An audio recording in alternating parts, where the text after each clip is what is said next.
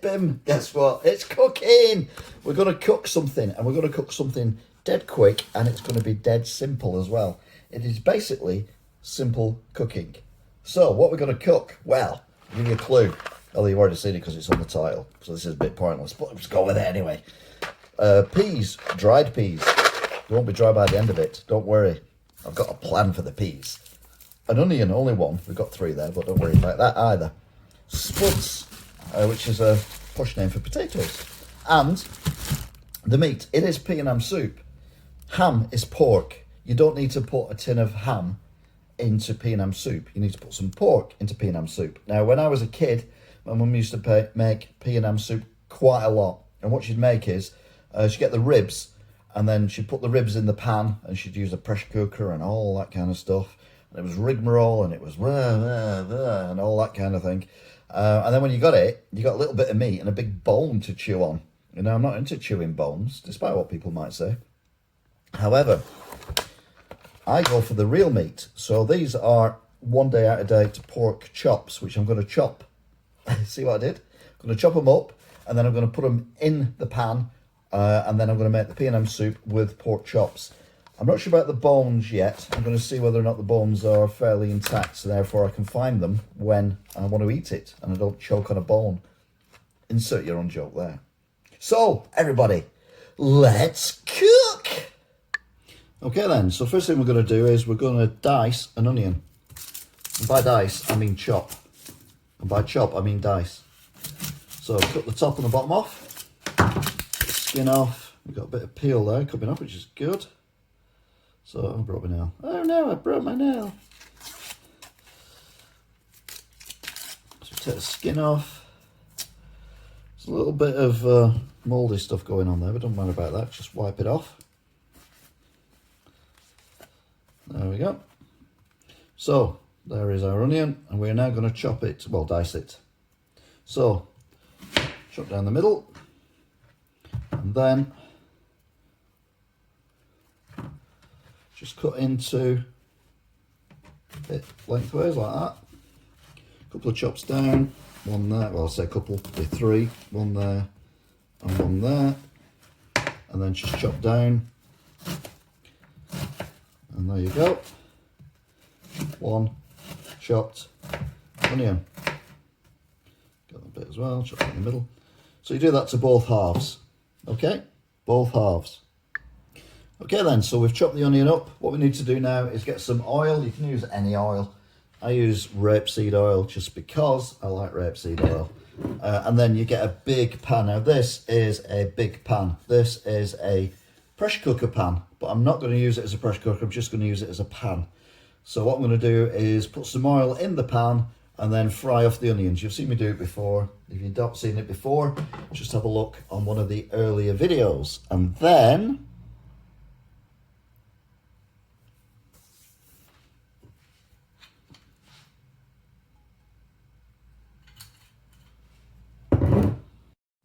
okay then, so the onions are doing nicely. So what we're going to do now is get the pork out, which like I say in this case is chops. And we're going to chop the bone off. Don't really need that bit of bone. Small piece of bone. That's a bit of bone as well, so get rid of that.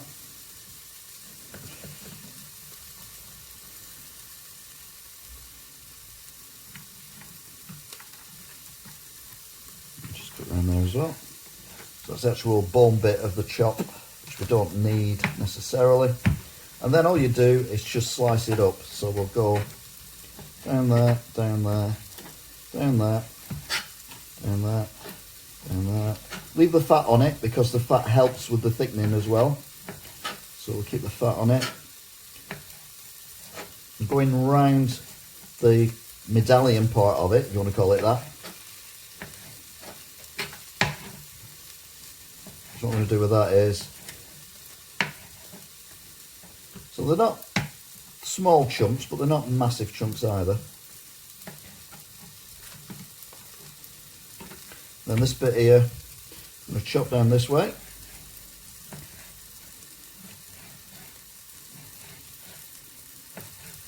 It's a good way of using up stuff that's in your fridge. That's, you know, you might not want to cook normally, so you can use it on this recipe, and because it's cooking for that long, in an hour or so, it's definitely going to destroy anything in there that shouldn't be there.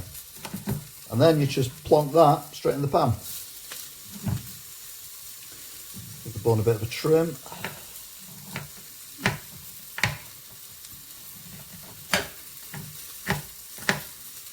Chuck them bits in, and you know what, I'm going to chuck the bone in as well because it's quite a solid unit, so we'll be able to pick it out later. So in that goes. And then obviously you do the same with the other chop. Then, so here we go, we're in the pan now.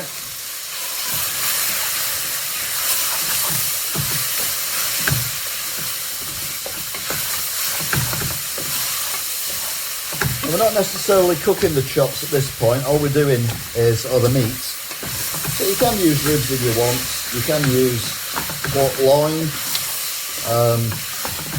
anything that's pork based. I suppose in theory you can even use a pork joint. But as you can see now, it's browning up a little bit.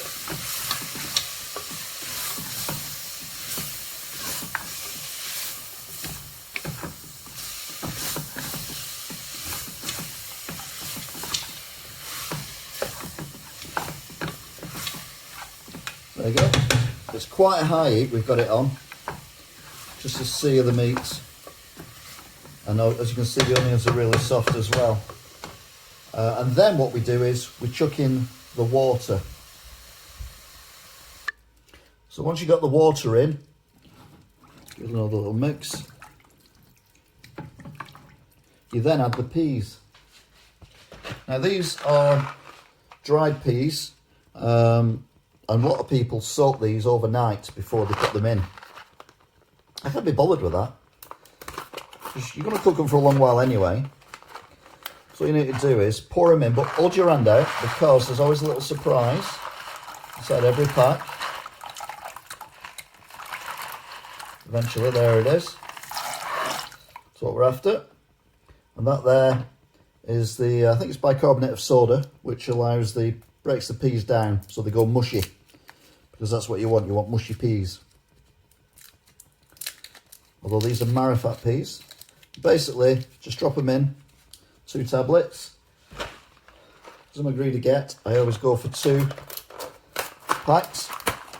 So here's the other pack, exactly the same again. Hold your hand out to catch the bit, this bit. Pop that in, and you are away then.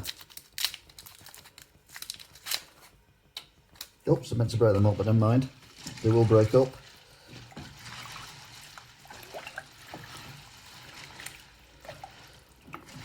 Next up is the potatoes. So I don't peel the potatoes. Again, I like the skin on. So all I'm going to do is chop the potatoes up quite small, and then I'm going to put them in the pan. You've seen me chop potatoes before. If not, have a look on the videos, early videos on the Let's Cook playlist.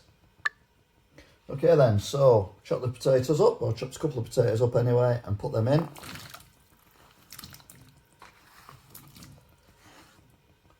Give it a good mix. What the potatoes do, they add to the thickening as well. So I think I might put a couple more potatoes in, and then I'll bring it to the boil. I'll see you in a minute. Okay then, so I've added another fairly large potato and a medium potato, and now all we do is we let it slowly come to the boil, and then we need to skim it, and then we let it simmer for quite a while, I'll be honest with you, a couple of hours, well, at least an hour and a half anyway. So I will see you in a short while.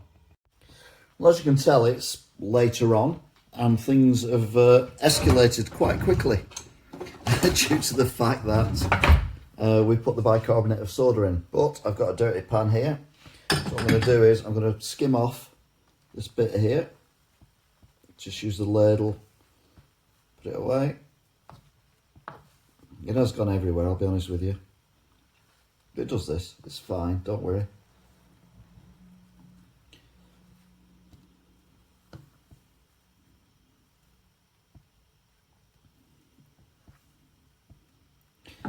Well, there we go. And as you can see now, the actual mixture itself, the peas have risen from the bottom, which is what they do. They rise from the bottom. And what we do now is we keep it on a slow, low heat. The potatoes are starting to break down as well, actually, I've just noticed. So put it on a slow heat, potato and a bit of meat. And then we just let it simmer for a while. About 3.5 weeks. No. Nothing as drastic as that. For at least about an hour and a half, I reckon, at this stage. So, let's see what it looks like when it's done. Well. Okay then, so it's been a while. And as you can tell, things have moved on quite a lot. So the peas are broken down. The potatoes are completely gone as well. And there's still plenty of meat in there as well. Bearing in mind, there was only 2 chops to begin with. So quite a lot of meat can feed, well, not a lot of meat can feed quite a lot of people, is what I meant to say. So, let's pour it out. And then we can have a look and see what you think.